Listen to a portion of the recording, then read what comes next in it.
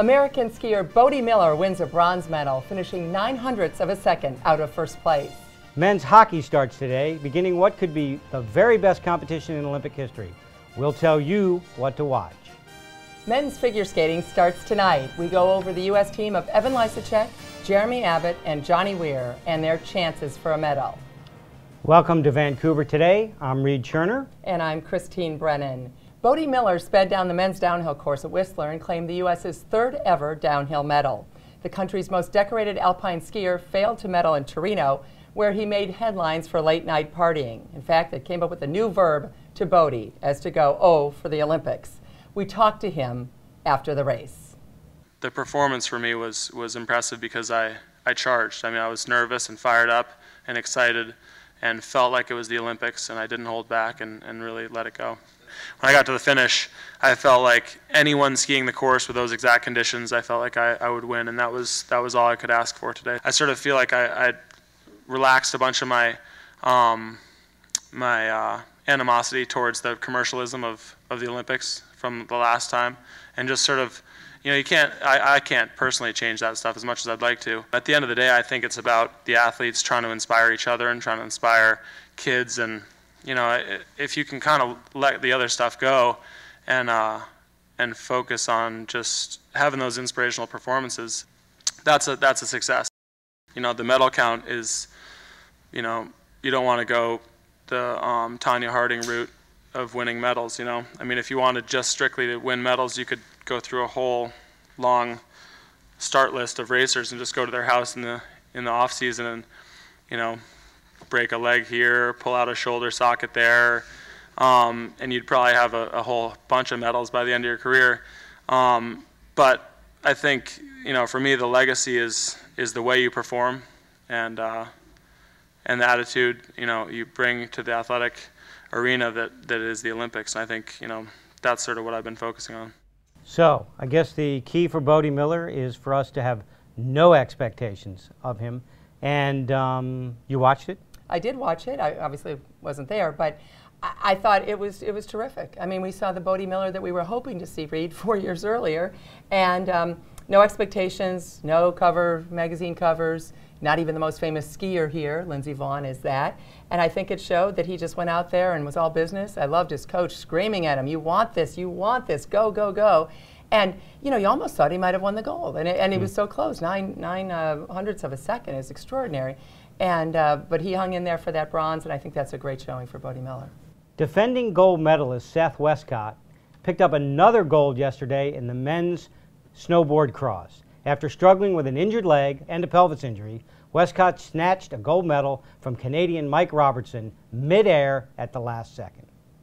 It's part of being an experienced rider that you need to just use the opportunities that the course presents you, and you know, those two straightaways were in the lower half of the course, and those were your opportunities for passing. So for me, it was a lot of fun, almost because I messed up the time trial, that, you know, I knew I wasn't really going to pull hole shots from the outside lanes today.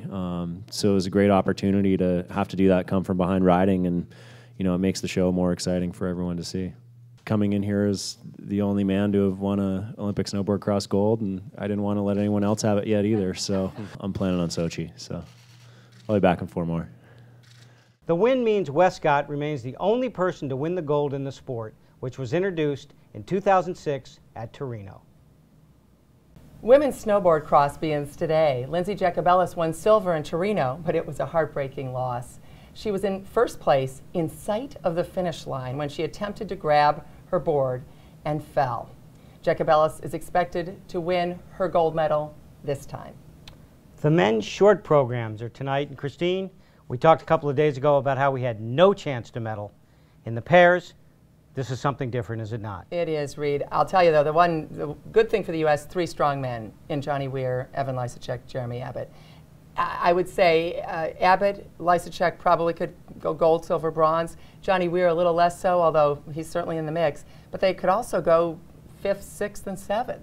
It is so deep. There are 8 or 9 guys who could win the Olympic gold medal. I think it's the deepest field we have ever seen in men's figure skating. Anything is possible. The storylines are incredible, from Evgeny Plushenko, of course, coming back, the 2006 Olympic gold medalist, all the controversy about the Russians wanting him to win. and what they may do or not do to try to pull that off. You've got Patrick Chan of Canada, obviously the home country favorite, only 19 years old, incredible pressure on him. Then there's Stefan Lambiel from Switzerland, a medalist from '06, he's back, and on it goes. It's extraordinary, really, the field. So, you know, I'd like to say Evan Lysacek could finish second, and it would be great if he did, or first, but he could also be 7th or 8th and actually have a good showing. That's how deep this field is.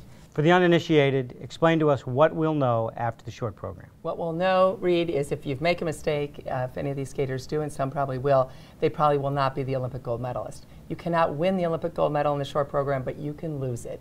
And because it's such a deep field, a mistake, a fall on a quad or the triple axel, and these guys are not, whoever does that will not be the Olympic gold medalist, probably nor the silver or the bronze. It's going to be that tough if you make a mistake in the short. So that's what to look for there. And you know, especially talking about Johnny Weir, we had a chance to talk to him a few months ago, and really just about how much this event, this competition, matters to him. There's a fire inside me now. I always thrive when I'm down and I have to climb back up, and it's a reoccurring thing in my career that I have to do that. And I wish I didn't, but it works for me. I feel like when I'm the most counted out and I'm the most of the black sheep of a group, that's when I excel, that's when I'm strongest. Figure skating right now, it's now or never. If I don't fulfill my potential now, it's not going to happen. The short program, it starts out as a very melodic, sort of very Johnny Weir piece of music. And then halfway through it drops into this really dirty, sexy rumba. And it's a very new style for me. I'm going to wear a corset and hot pink. It's true, I am. And I'm very excited about it, just to show the more cheeky side of myself. And David Wilson, my choreographer, said, you know, we need to show this naughty side of you. And I said, yeah, I think you're right. I think it's time. So that's the short. And then the long, it's called Fallen Angel. It's a bunch of different pieces of music that I've fallen in love with over the years. It's very much me. It's Johnny Weir to a core. It's my story. It's my life. Everyone talking so nicely, feeling so nicely about myself, and then one thing goes wrong, and then you fall, and everyone attacks you, and then you have to climb back up. It's me, and I want always to show myself in some way on the ice. If you're not a hockey fan, it may be a good time to become one. Our hockey reporter, Kevin Allen, tells us why. This could be perhaps the best tournament in hockey history. We have the top NHL players now are playing in the Olympic Games, and we're playing in Canada where hockey is king, and there's a high excitement level. We're in sort of the golden age of hockey. The big teams to watch in this tournament, Sweden, Russia, and Canada are probably the favorites, and then U.S., Finland, those will all be all NHL-dominated teams. And if you tune in and watch those particular teams, you're going to see the best against the best. Lindsay Vonn's bruised shin continues to bother the top skier, even with extra days of rest. USA Today's David Leon Moore talked to the racer after the women's downhill training. The reason that she's experienced so much pain was because the course that they trained on was so bumpy. Having said that, I have to say that I've talked to her face-to-face today, and she looked a little shaken and in a lot of pain. In fact, she said, I'm trying to get out of here as fast as I can because right now it's just throbbing. It raises doubt whether she's going to be 100% fit. But on the other hand, she did win the training run. She was faster than everyone else. And I think it's because she's a phenomenal skier and she can withstand a lot of pain. You're not going to believe this. We've come to another end of Vancouver Today. You give us 10 minutes, we'll give you the Olympics. Since curling starts today, we're going to leave you with this introduction to the sport. I learned how to curl last week, and if you haven't tried it, you should, because nobody parties like curlers. We'll be back tomorrow, that's a promise. Christine will be here, and I'll be right next to her. When I first started curling, I didn't want to come out here and play this, what I thought was a silly game. I wondered why you would throw rocks down the ice and sweep them and yell at each other, "Hurry, you got it hard!" It just didn't make any sense to me. So at 13 years old, I went out and I played the weekend with my parents. And lucky I did, because I ended up finding my passion. Hi, I'm Georgina Wheatcroft, two-time world champion and 2002 Olympic bronze medalist in Salt Lake City. Today I'm going to teach you a little bit about what you need to start curling and who can curl. Curling shoes. We have Teflon sliders on one shoe so that we can slide during our delivery of throwing a stone, and gripper on the other shoe so that we can stay on our feet. We also cover up our sliding foot to make us more stable when we're sweeping. So when you first start curling, you don't have to buy a pair of curling shoes. You can actually wear runners that have a good grip on them and put electrician tape on your sliding foot. This is my curling broom. It's a real essential part of our sport.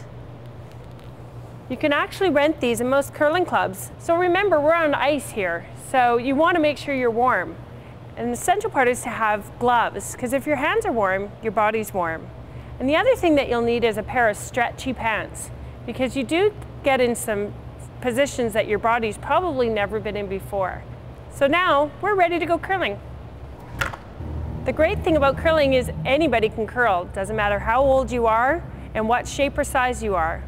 So let's throw a rock.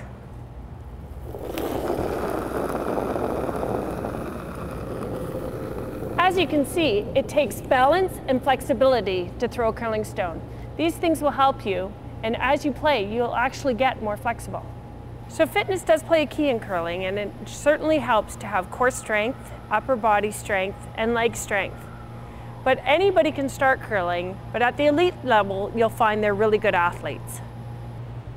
One of the best things about curling is it's a lot of fun. So come prepared to have some fun and maybe even have a drink afterwards up in the bar.